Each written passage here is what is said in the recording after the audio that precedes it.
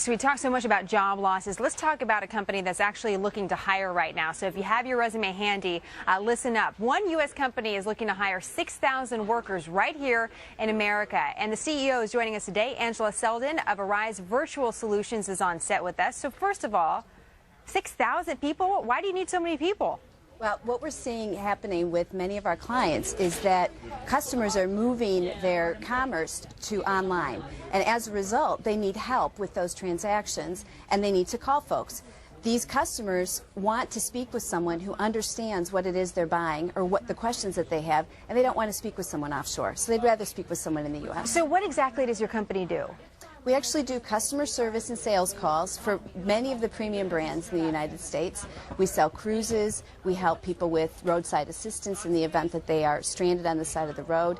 We do customer service for many of the large retailers. So the open positions are folks that can work from home, and they would answer the calls for these different companies that you work with. That's right. 95% of what we do is inbound, so there's not telemarketing or outbound selling that has to be done. You know, what's making business so good for you right now that you can go out and hire thousands of people? What's working? People want to speak with someone around the corner, not around the world. And what we're finding is that the internet commerce is actually doubling. Some of the more progressive retailers, for example, reported by Forrester, are actually expecting about 15% of their business to occur online. And Forrester says overall commerce online will move from about 7% to 20% in the next couple of years. So it's a real growing industry. You know, we had some breaking news at the top of the hour about potentially the president being open to a compromise on these Bush-era tax cuts, and we talk a lot about how these tax cuts could affect businesses.